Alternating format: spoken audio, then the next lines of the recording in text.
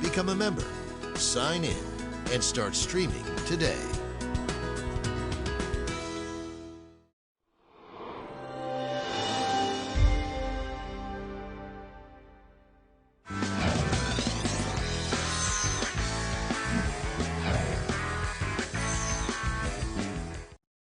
Hi, everybody. Welcome to Colorado Inside Out, the May 8th, 2020 edition. Thank you so much for joining us. I'm your host, Dominic Dezzutti. Let's get started with a quick take on allegations that Congressman Ken Buck and the state's Republican Central Committee ordered a local party official to submit an inaccurate primary results to the Secretary of State. Patty Calhoun for Westword, will start with you on this one. It looked like that Ken Buck really felt that he had the legal right to do this because they appealed this, or at least tried to appeal it all the way to the Colorado Supreme Court. That court decided not to hear the case, and it kind of stopped from there. But this feels like it might fester for a little bit for Congressman Ken Buck. What do you think? I think this is going to last longer than the high heels comment of years ago. And I'm happy to report I wasn't involved in this problem. You know, with all these meetings now, they're not behind closed doors. They are on camera. They are taped. This does not sound good for not just a congressman, but the Colorado Republican Party head, who is supposed to be playing fair. David Kopel from the Independence Institute and DU Law School. What do you make of this and what Ken Buck was trying to do? And then also the results. I mean, does it go any further from here? I know he's not going to try to appeal it, but it feels like a done deal legally, but not a done deal politically. Well, the El Paso County Republican Assembly had a lot of problems because of CCP virus. So Ken Buck tried to give a break to a candidate who got 24% instead of the necessary 30%. For the Democratic Senate primary, U.S. Senate, the Colorado Supreme Court addressed a similar issue, and they said no matter what the problems caused by CCP virus, a candidate cannot be exempted from the minimum numerical threshold. And in the Republican case, the Denver District Court followed that same rule for the Republican State Senate primary. He tried to give a break to somebody, couldn't do it legally, and that's all it amounts to. Political analyst Eric Sonderman, also a columnist with Colorado Politics. Eric, so after the legal stuff is taken care of, now you have the chair of the Colorado Republican Party who is at odds with other fellow Republicans. This is not Democrat on Republican warfare here. This is Republicans on Republicans. Does it end well for our Congressman Ken Buck? Well, you keep waiting for this party to hit bottom, the Colorado Republican Party, and apparently they haven't hit bottom yet. This thing just reeks, and of all the party chairs over recent memory, you would at least expect Ken Buck to get caught up in this, given that his background is as a prosecutor. He would be, you would think, the most sensitive to this issue. And now there's really not just this problem in El Paso County that David referenced, but there's a separate problem in his home county of Weld County with similar allegations. This is going to continue. It's not going away anytime soon. Natasha, Gardner, articles editor with 5280. Wrap it up for us. Is this going to linger for Ken Buck, or is this the news of the week and then he can probably move on unscathed in a couple weeks? I think it will linger. And it's important that it does linger. You know, call me old fashioned, but I still believe in a vote is a vote. And anything, particularly in an election year, that sort of calls that into question is problematic. So it'll be interesting to see how this plays out. I know that much like the political parties had issues sort of getting everything online that would make sense. We've seen that in our own homes. We've seen that in businesses. We've seen that in schools. This is an issue that they have to keep their eyes on. Hopefully we don't have to do virtual parties next go around, but right now, if there were any problems in the current mode, they have to fix that. Indeed. Let's get to it. This week, a poll run by Democrat consulting firms Keating Research, On-Site Public Affairs, and Mike Mellinson grabbed headlines showing John Hickenlooper leading Cory Gardner by 18 points. The poll did not include Andrew Romanoff, but meanwhile, the Colorado Supreme Court ruled this week against Michelle Ferrigno-Warren and her bid to get on the Democratic primary ballot. Patty, we'll start with you again. 18 points, so let's take it with a grain of salt. It comes from Democratic polling firms, but 18 points is a lot of points. Even if you struck 8 of those because of perhaps some skewing, that is still a double-digit lead. If you're John Hickenlooper, are you very happy, or is this too early to be happy about anything? Well, really, what is there to be happy about in the world right now? The fact that polling is even taking place, I can't imagine what it is like to be a pollster, because I'm not sure people are being honest or that their positions won't change. Every discussion I see online, people are moving to their corners. They are not being civil. I've got to think that no one is going to want the fix to be in. They're getting mad at the government. They're mad at everything. So if I were John Hickenlooper, I would not be resting easy. Speaking of mad, if I were Andrew Romanoff, I'd be mad that I wasn't included in this. All the other Senate candidates who got in before Hickenlooper gave up his presidential race and jumped in and kind of big-footed them out, they've got to be mad too. This is just this crazy, almost forgotten campaign, but we still have 6 months before we're going to be voting on it. David, and this is going to be a major race. It has it's been deemed as one of the biggest races nationwide. The balance of the Senate is probably in the up for grabs. And now with this kind of a poll, I got to believe triggers a lot of action. What did you take away from the headlines? Well, it's almost exactly the same as the Biden-Trump margin in that same poll. And so like Jimmy Carter in 1980, Donald Trump may take down a lot of good senators with him. And that's too bad. As Hickenlooper accurately said, he wouldn't be a good senator. His skills are on the executive side.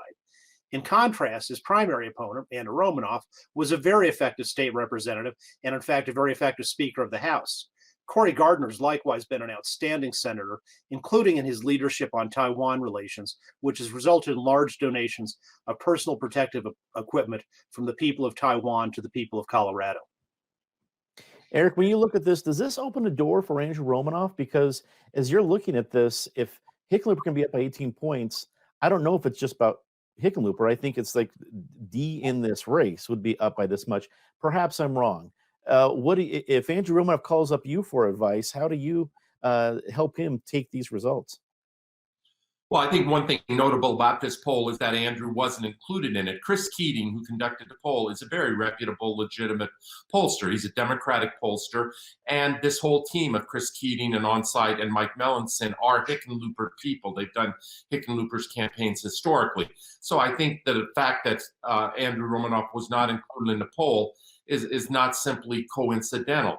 Yes, any Democrat is going to be in the driver's seat in this race, whether that Democrat is Andrew Romanoff or John Hickenlooper. Hickenlooper is in a more commanding driver's seat position because he is less attackable, less ideological, certainly, than Romanoff. I know Cory Gardner would, if he had his way, prefer to run against Romanoff. He's not going to get his wish, I don't think, in that regard. What this really tells me, even if you cut this number in half, instead of 18, make it 9, Colorado is not that idiosyncratic. And if the Democratic candidate is up by that kind of margin in Colorado, they're also likely up in North Carolina, in Arizona, in Maine, in the other targeted Senate races this cycle. And I think one thing you're going to see pretty quickly is those senators, the Susan Collins, the Cory Gardners, the Martha McSallies, et cetera, trying desperately to put some distance between themselves and Donald Trump. But it's probably for naught. That distance is not to be had. Natasha, we're in an environment where everything is different. As you stated before in the last topic, everything about our lives is different. But especially when it comes to politics, there would be campaign rallies and people knocking on doors and a whole lot of things going on for everybody involved, the primary campaigns, the main campaigns, everything else. When you see these polling results and knowing that we are in an entirely different environment for the election in 2020, I guess who has the upper hand here? Is it John Hickenlooper? Is it Andrew Romanoff?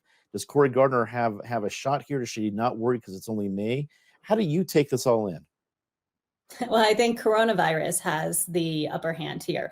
I don't envy being a campaign manager right now. There's a sense when you start a campaign, when you put in your name and throw it into the ring and say, hey, I want to do this, that the world is a certain way. And the world is unlike what any of those candidates, the world has just changed dramatically since they put their names into this race. But interestingly, their campaign managers and their team are also probably looking at, well, here are policies, here's our issues that we care about, here's how we approach those. There are assumptions related to that we would have funding to be able to do that, and people would have jobs, that our economy was working in a certain way, and none of that is there. So for campaigns to pivot, like everyone else is pivoting, I know pivoting is the big bad word right now that everyone's getting sick of.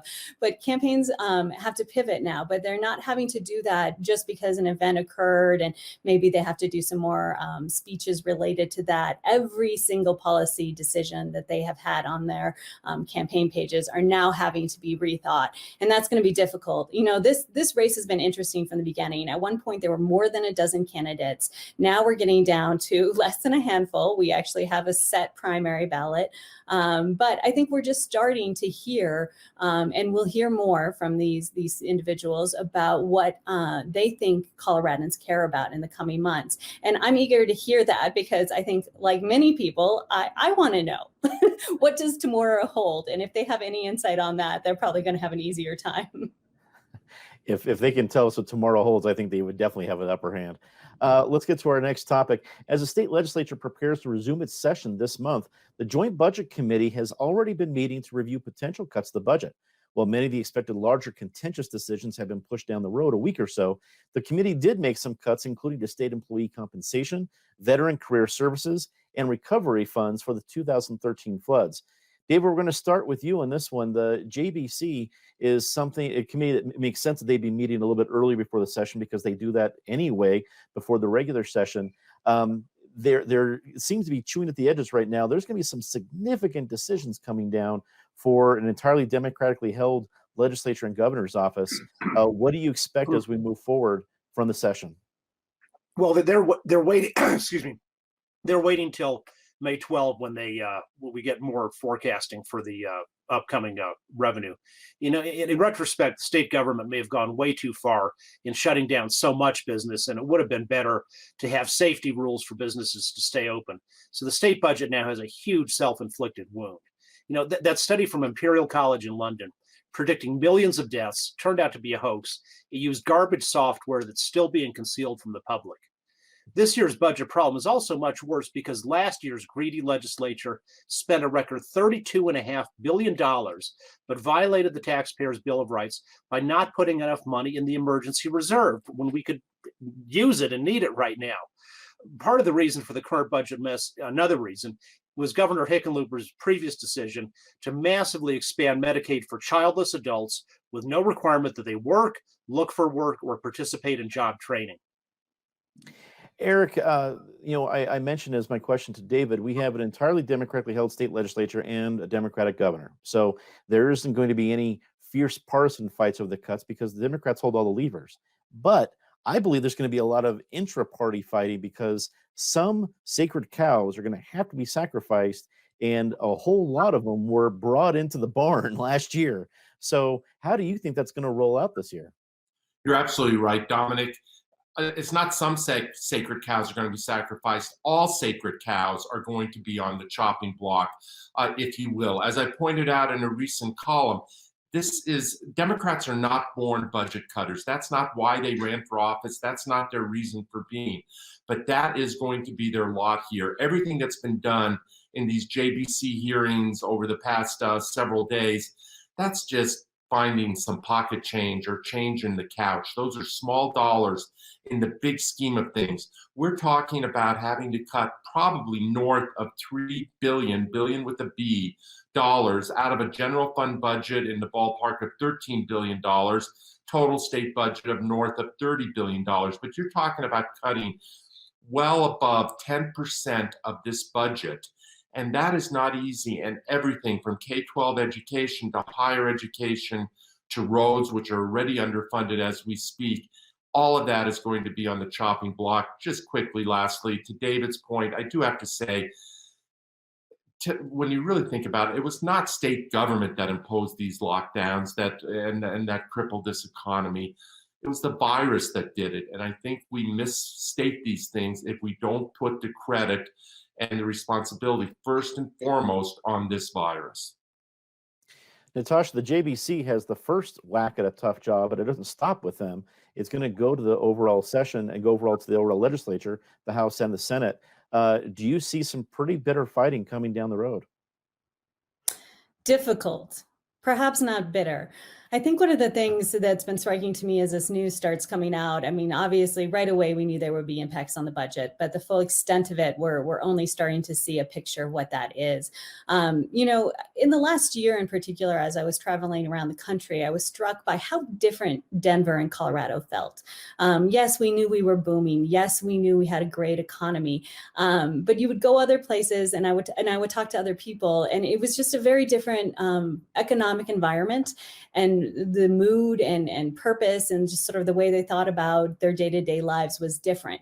So I bring that up only because we have been in this boom, and Coloradans have felt this sort of ability to, well, we can spend on this and we can do that and shoot for big dreams or anything in between, or maybe spend on things that others think is frivolous. And now we're out of that, but it might feel harder because we have had so much excess in compared to other states in recent years. And I think that's going to be one of the difficult things, because it's resetting the mindset of the state, it's resetting the mind state of the legislature, but it's also resetting the mindset of individual citizens about what we're going to be able to fund in coming months, but also years. Patty, the JBC has a tough job, but it seems like they're designated to be the first sober-minded people to look at the budget, to really be able to do it in a smaller group. Will they be able to get enough done? Is this going to be something where the governor needs to step in? Well, they're going to have to be able to get enough done, because otherwise the governor will step in. They have to balance the budget. It is so tricky. I think both Natasha and Eric are absolutely right. We've been so optimistic. People have had their sacred cows. They've been able to send them out to graze, to continue the farmland metaphor. We've been very, very lucky in Colorado, and now what has happened to the rest of the country has caught up with us, and then some, except everyone else is suffering. The problem is people want their government to do more from them now. So here's a libertarian independent state, but they need help. And we're going to see the budget cutting is going to cut into programs that people really, really need now. We're also going to be seeing the legislature being asked to do some very quick things to help with the future. So the liquor laws, for example, that have been loosened for restaurants, so they can do to go. There's going to be a move to change that. There's going to be a move to change the tip credit, because you've got to save the businesses so then they can make more money and bring money into the state.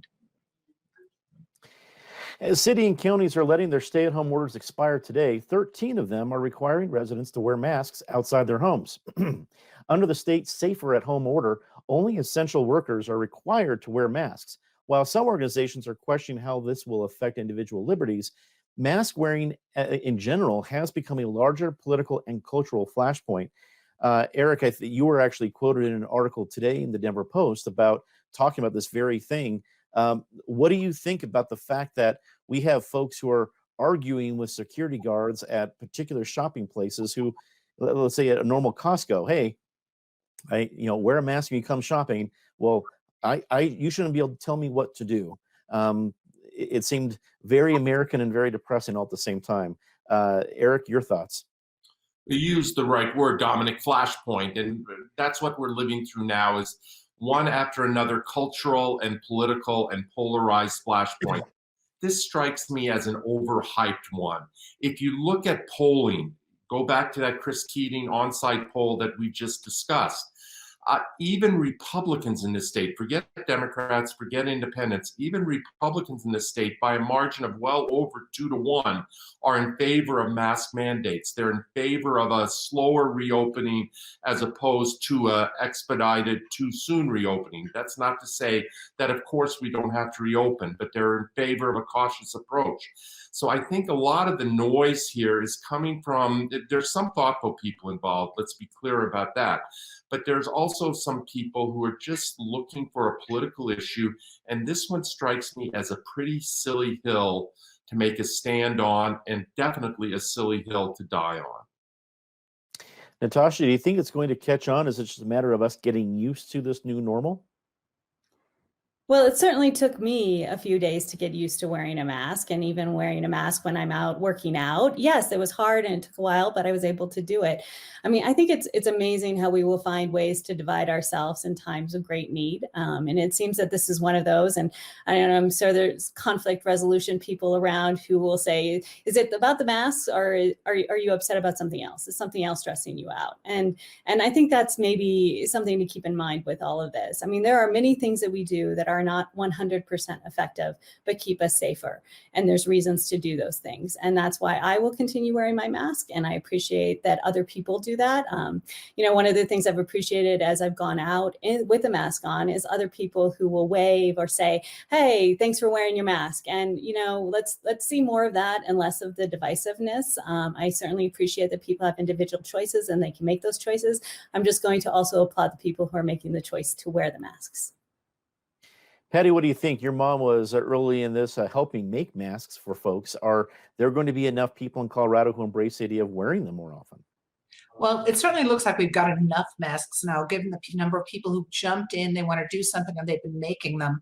But will people be wearing them? I've been looking at our comments whenever we write a story about masks, which is frequently, and they are so divided. People have made this such an emotional point. It's a political point. It's freedom. It's everything. When in fact, how hard is it to wear a mask to keep others safe, maybe help yourself because others will be doing it too. But I've been in line at stores. I've been out on the streets with a mask on, and people can get very, very bitter. It's also confusing because the rules are different. Boulder County has the toughest rules in the state.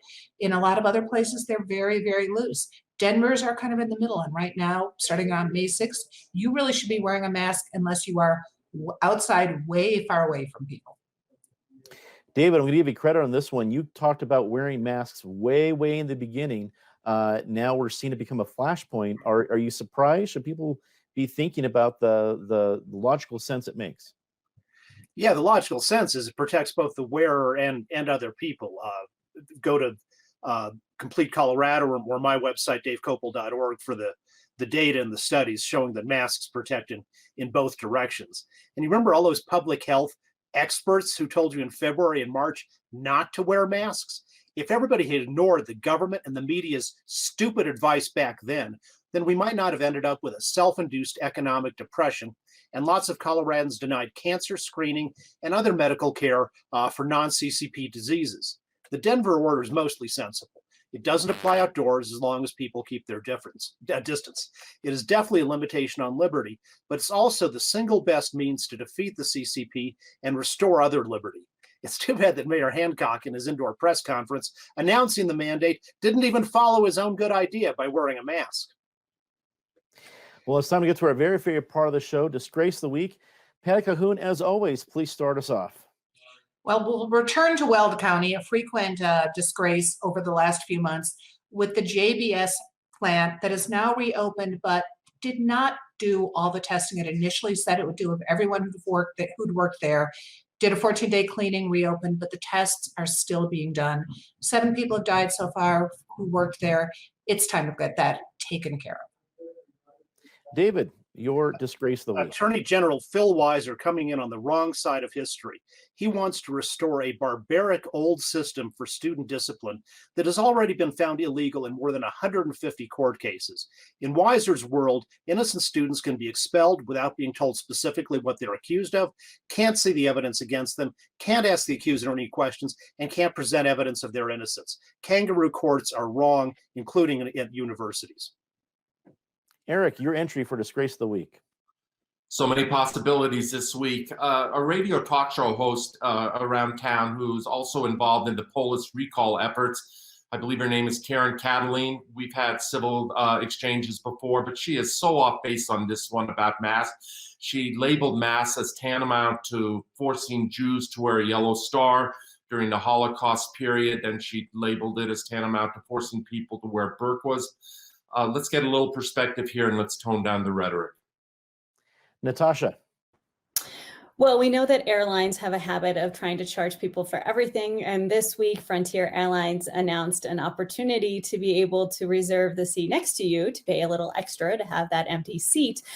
Fortunately, they have decided that is a bad idea after public backlash, and I would agree with that. Yes, public backlash. Just what different ideas can you come up with a pandemic to ruin your own brand? Frontier has an idea. Let's go with that one. Time to say something nice about somebody. Patty.